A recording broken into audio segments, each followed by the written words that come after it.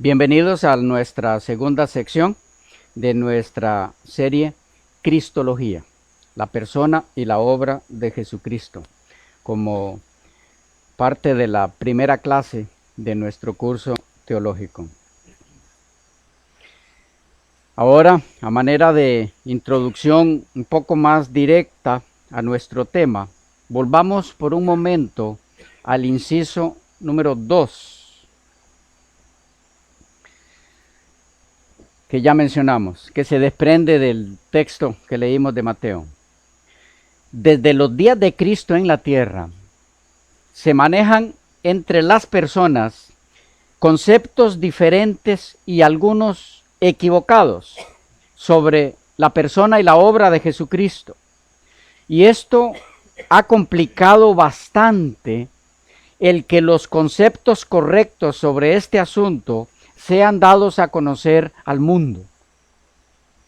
Por supuesto que el diseminar diferentes conceptos, y muchos de ellos errados, sobre la persona de Jesucristo y su obra, ha sido labor del enemigo, con el fin de que las personas no conozcan a Jesús, porque si lo hacen, hallarán el camino a la salvación en él, y esto no conviene al diablo. Veamos pues cómo a través del tiempo fueron proliferando diferentes conceptos, algunos correctos y otros equivocados, sobre la persona y la obra de nuestro Señor. Miremos estos diferentes matices con el propósito de descubrir juntos cómo los conceptos originales bíblicos fueron siendo con el tiempo, en algunos ámbitos, distorsionados, en otros defendidos por los fieles cristianos que no quisieron salirse del marco de las Escrituras. Y finalmente podremos llegar a conclusiones sólidas respecto a cuáles de los conceptos actuales sobre la persona de Jesucristo tienen fundamento en la palabra de Dios y cuáles no, a fin de que pisemos senderos seguros en esta área. A la vez, podremos ir descubriendo el origen, la fuente de muchos de los conceptos que se manejan actualmente en torno a la persona y la obra de Jesucristo nuestro Señor. Y si está dentro de los planes de Dios, que la información adquirida en el transcurso de este estudio nos sea de alguna utilidad para rescatar alguna o algunas personas sinceras de conceptos errados y así colaborar de alguna forma en la salvación de otros, como otros lo hicieron con nosotros, entonces el propósito de este estudio se habrá alcanzado. Las primeras herejías cristológicas. Desde los mismos orígenes o fundación del cristianismo, la doctrina bíblica sobre la persona y la obra de Jesucristo ha sido atacada y distorsionada en diferentes ocasiones y por diferentes personas. Algunas de estas distorsiones fueron las siguientes. Algunas, porque van a encontrar en los materiales, en los libros de lectura correspondientes a esta materia, que fueron muchas otras corrientes, pero estaremos viendo aquí las principales. Número 1, el adopcionismo de adoptar, ¿ok? El adopcionismo. Esta línea de pensamiento va unida a los nombres de Teodoro en Roma y Pablo de Samosata en Oriente. Para ellos, Jesús no es Dios por naturaleza, sino un hombre sobre el que ha descendido el Espíritu Santo o el Verbo, sobre el que ha descendido o el Espíritu Santo o el Verbo, y al que Dios ha aceptado, adoptado por hijo. ¿Captan el concepto? En el adopcionismo se subraya su personalidad, la de Jesús, y su ejemplaridad moral, que le valieron de Dios el poder de hacer milagros, y cuya virtud y padecimientos premió Dios con la elevación al rango divino. ¿Estamos captando?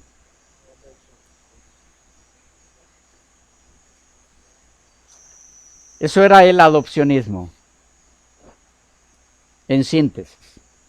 2.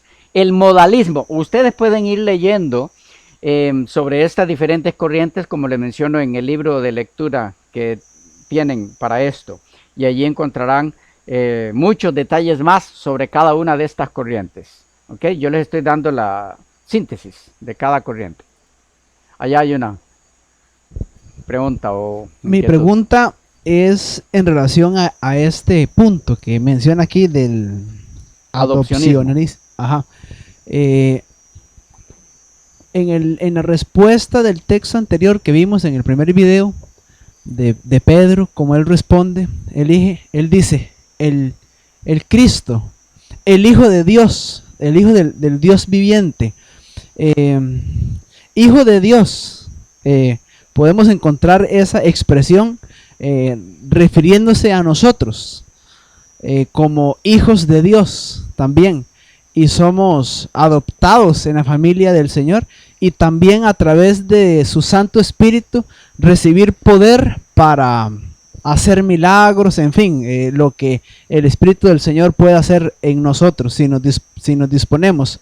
Pero ¿cómo explicar de la mejor forma que la expresión el Cristo, el Hijo del Dios viviente, es exclusiva de Él y no aplicable a nosotros?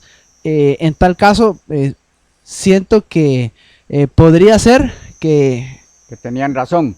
En un sentido, ¿verdad? En un sentido. Bueno, puede ayudarnos un poco el entender eso. ¿Captaron bien la pregunta los demás? ¿No será que estos señores tenían razón al decir que así como nosotros, como hijos de Dios, lo somos porque somos adoptados por Él como hijos? Cuando la Escritura dice de Cristo que Él era el Hijo de Dios, bueno, entonces también fue adoptado, puesto que es hijo. Ahí es la idea, ¿no? Bueno, la pregunta es muy al punto y hay una forma muy fácil de captar por qué estos señores no tenían razón en concluir que Jesús fue adoptado por el hecho de que se le llame hijo. Es que sí, Dios llama a Jesús hijo y a nosotros nos llama hijos, pero a ninguno de nosotros se nos llama el hijo de Dios. A ningún ser humano. Somos los hijos de Dios, pero solo uno es el hijo. Y la frase es, tú eres el Cristo, un hijo de Dios, ¿no? Tú eres el Cristo, el hijo del Dios viviente. Solo hay uno, el hijo.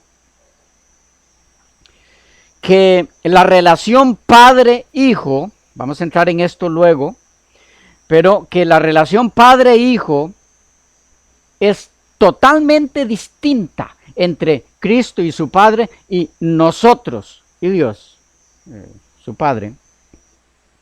Puede verse, por ejemplo, en el Padre Nuestro.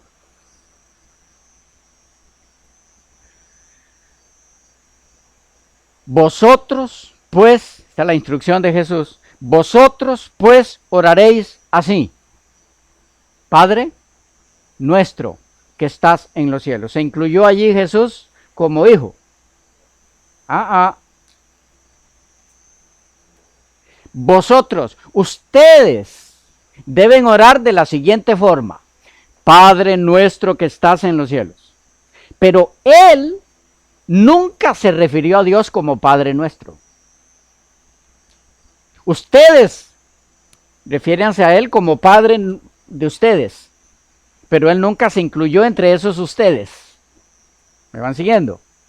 Porque la relación de él como hijo con el Padre es totalmente otra cosa que la relación nuestra como hijos con nuestro Padre. Otro ejemplo: cuando él resucita y María lo encuentra ahí en el huerto, él le dice, suéltame, otras versiones, no me toques, en fin. El punto ahora no es ese, sino que dice, subo a mi Padre y a vuestro Padre.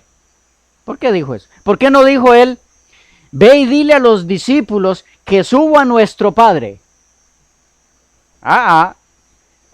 Subo a mi Padre y a vuestro Padre. Porque en una forma es su Padre, en esa forma él es su Hijo, en otra forma muy distinta, él es nuestro Padre y nosotros sus hijos. ¿Ok? Por lo tanto, el que hayamos sido adoptados como hijos no aparece en la Biblia nunca como un paralelo para que comparemos esa situación con Cristo y que entonces también él pudo ser adoptado, porque siempre que Jesús se refiere a Dios como Padre de él, lo hace en forma exclusiva, única, nunca aplica esa relación a nosotros. Él nunca se incluye como uno de los hijos de Dios, sino el Hijo de Dios, que a su momento estaremos viendo qué significa cuando entremos en los títulos y nombres de Cristo. Ahí veremos el de el Hijo de Dios. De paso, mientras tanto, si quieren adelantar, pueden mirar el video, el significado del título Hijo de Dios. Allí puede ayudarles un poco mientras entramos más de lleno en eso. ¿Estamos allá? Claro, sí. Aquí. Pastor, tal vez algo que, tal vez un aporte, no sé si es válido, es que ese ser divino que es el Hijo de Dios, que es exclusivo en Isaías 8, o más bien 9:6, se le dan algunos títulos. Por ejemplo, admirable, consejero, Dios fuerte, Padre eterno, príncipe de paz. Este versículo no se aplica a ningún otro, sino solo a Cristo. No sé si me doy a entender. Para que eso sea así, para que este postulado pues sea cierto, todo hijo de Dios se le podría llamar admirable, consejero, Dios fuerte, Padre eterno, pero solo a Cristo, solo al Hijo de Dios, que cumple con un montón de profecías del Antiguo Testamento, se le aplican estos títulos. Y de paso, en Isaías 9:6 hay algo interesantísimo. Noten que dice, porque un niño nos es nacido, un hijo nos es dado. Noten, dice el texto, un niño nos es nacido, un hijo nos es nacido. Lo que es nacido es el niño, el hijo no. El hijo nos es dado. Hay una gran diferencia entre nacido y dado. ¿Ok? Ya vamos a entrar por ahí. Pero entonces, ténganlo en mente por ahora. Un niño nos es nacido. Está hablando de la encarnación de Cristo. ¿Ok? Cuando Él nace como humano. Pero un hijo nos es dado. No está hablando, no está dando en ningún momento el sentido de que ese hijo tuvo comienzo. El Hijo de Dios no nació nunca. Nació el niño Jesús. La naturaleza humana de él, para la que Dios preparó un cuerpo. Pero el Hijo de Dios no nació nunca. Es eterno. Ha sido desde siempre. Por eso no dice, y un hijo nos es nacido. No, un hijo nos es dado. Ya era. Nos es enviado hacia nosotros. Pero ya vamos a entrar ahí cuando entremos en los títulos y nombres de Cristo, porque Isaías 9:6 es uno de los textos claves en eso. ¿Estamos ahí? ¿Sí? Hermano Nixon. Ok. Número 2. El modalismo. El modalismo. Entre sus principales representantes están Praxeas, Noeto y Sabelio. Algunos que están esperando niños, algunas damas allí, ahí hay nombres.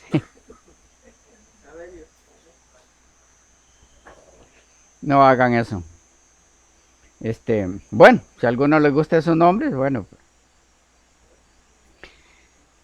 En el modalismo se subraya la unidad divina como principio supremo. En griego este concepto se conoce como monarquía.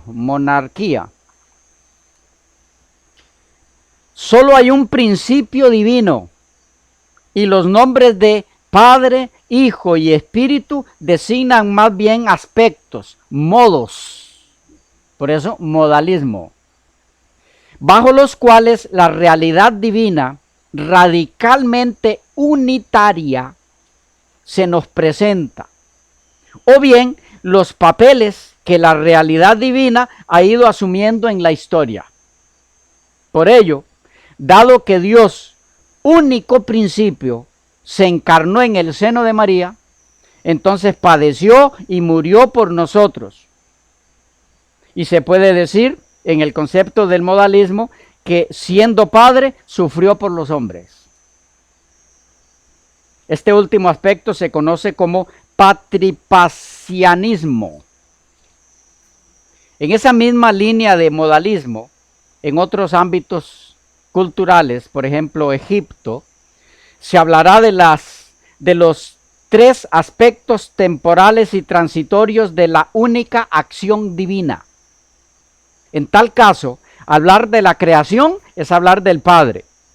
De la encarnación y redención es hablar del Hijo. Y de la santificación es hablar del Espíritu. 3 nombres para un mismo y único sujeto divino. Solo los diferenciaría nuestra historia, no la divina realidad eterna. A esta postura se la llamó monarquismo o monarquianismo también. El nombre fue usado por primera vez por Tertuliano, 150 al 220 después de Cristo, para designar a grupos antitrinitarios que surgieron durante el siglo III. Los monarquistas también recibieron el nombre de unitarios a causa del énfasis que daban a la unidad numérica y personal de la deidad. Fundamentalmente, el monarquismo está dividido en 2 grupos. 1. Los racionalistas o dinámicos, que negaban la deidad de Cristo, considerándolo como una fuerza o poder. 2. Los modalistas, que identificaban al Hijo con el Padre, negando así la pluralidad de personas en la deidad y aceptando una trinidad económica, es decir, un triple modo de relación en lugar de una trinidad de personas. En el monarquianismo racionalista o dinámico, Cristo era considerado como un mero hombre, lleno del poder divino, a semejanza de Moisés o Elías. Ese poder divino existía en Cristo desde el principio de su vida, pues los monarquistas admitían que Jesús había sido generado sobrenaturalmente por el Espíritu Santo. De esta clase de monarquistas había varios grupos. Estaban los teodosianos, por Teodoto, el curtidor, su fundador. En ese caso, para él, Cristo era simplemente un hombre. 2. Los artemistas, por Artemo, su fundador, que enseñaban que la doctrina de la deidad de Cristo era una innovación y un regreso al politeísmo pagano. 3. Estaban los seguidores de Pablo de Samosata. Pablo de Samosata llegó a ser el más famoso de los monarquistas racionalistas. Era un obispo de Antioquía, en el año 260 después de Cristo. Negaba la personalidad del Logos y del Espíritu Santo, considerándolos solamente poderes de Dios, como son la mente y la razón en el hombre. ¿Estamos captando? Sí. Admitía que el Logos habitaba en Cristo en una medida superior a otros mensajeros de Dios, pero creía que Cristo había sido gradualmente elevado a una posición de dignidad divina. En resumen, esta primera clase de monarquismo puede clasificarse como evionita, concepto donde se visualiza a Jesús como el Mesías prometido, sí, pero como un mero hombre producto de la unión de José y María. La doctrina monarquianista, en forma general, basándose en fragmentos del Antiguo Testamento, defiende la unidad del Padre y del Hijo hasta borrar toda distinción personal entre ellos. En el grupo de monarquianistas sobresalieron Hipólito y Sabelio, que pronto dio nombre a la herejía sabelianismo. El sabelianismo afirmaba que Padre e Hijo solo eran nombres diferentes, dos modos de existir del único Dios, dos aspectos de una misma sustancia. En el monarquianismo modalista o patripaciano se enseñaba que el Dios único y supremo, por un acto de su propia voluntad, se autolimitó haciéndose hombre. De modo que el Hijo es el Padre, revelado en la carne. Estos solo reconocían como Dios al que se había manifestado en Cristo y acusaban a sus oponentes de enseñar que hay más de un Dios. Algunos representantes del monarquianismo modalista y sus propuestas. Tenemos a Praxeas. Procedía del Asia Menor, pero se trasladó a Roma en tiempos de Marco Aurelio, 161 al 180 después de Cristo. Ganó como su discípulo al obispo Víctor. Para su posición utilizó Isaías 45:5, Juan 10:30 y 14:9, pasando por alto la unidad de esencia y no de número enseñada en esos textos. Sí, Isaías 45:5, Juan 10:30, 14:9. Entonces ellos se habla de Dios como uno solo. ¿Okay? Juan 10:30, mi Padre y yo uno somos. Entonces ellos decían, ve, es una sola persona. Decía, pasando por alto la unidad de esencia y no de número enseñada en esos textos. Como cuando Jesús dijo, para que todos sean uno. Los discípulos, como tú, Padre y yo somos uno. Y era solo un discípulo entonces. Bueno, pero ya llegaremos al punto de la refutación de estas diferentes corrientes. Y ahí estaremos viendo los textos que usaban y cómo los tergiversaron y por eso los entendieron mal. Sabelio, por el año 200 después de Cristo, enseñó que Dios se revela en tres modos diferentes. Como Padre, creó todas las cosas y dio la ley a Israel. 2, como Hijo, tomó la tarea de la redención. El mismo ser, la misma persona. 3, como Espíritu Santo, después de haber completado la obra redentora. Según Sabelio, cada una de estas formas de manifestación se efectúa cuando la otra termina. ¿Ya? Noeto y Praxeas, los primeros defensores del sabelianismo, enseñaban que el Padre nació como Jesucristo, viniendo así a ser el Hijo, y que el Padre murió y se levantó de entre los muertos. Sabelio creía que el Padre, el Hijo y el Espíritu Santo son tres modos, o creía que son tres modos o aspectos de Dios, así como el sol es brillante, caliente y redondo. Y es un solo sol. Esta forma de monarquianismo llegó hasta Roma al fin del primer siglo y en el primer cuarto del segundo siglo. Ganó apoyo parcial de parte de 2 obispos de Roma, Seferino, los años 198 al 217, y Calixto, del 217 al 222. Aunque Calixto excomulgó a Sabelio, publicó un informe en el cual declaró que el Padre y el Hijo son uno mismo y que el Espíritu Santo que se encarnó en la Virgen María no es diferente del Padre, sino el mismo. Uno de estos aspectos del sabelianismo está siendo enseñado en nuestros tiempos por quienes sostienen que Jesucristo es el mismo Espíritu Santo. ¿Han escuchado de ese? Ya pueden ver de dónde viene. No es nada nuevo debajo del sol.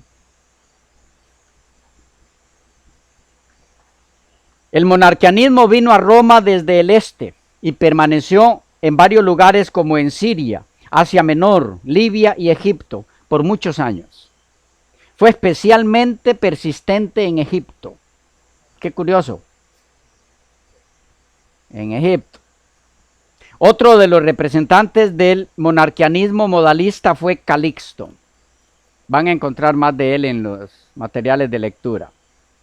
Síntesis del monarquianismo o monarquismo. Lo van a encontrar en las dos formas. Monarquismo o monarquianismo.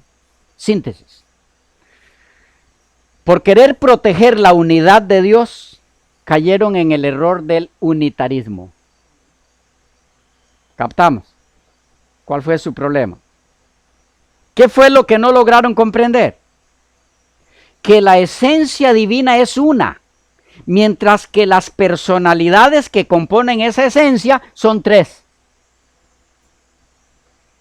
Este aspecto y otros de las diferentes corrientes que veremos estarán siendo analizados en la sección dedicada al estudio de los textos utilizados por estas diferentes corrientes para defender sus postulados. Y entramos a la tercera corriente en la próxima sección, que se nos volvió a ir el tiempo.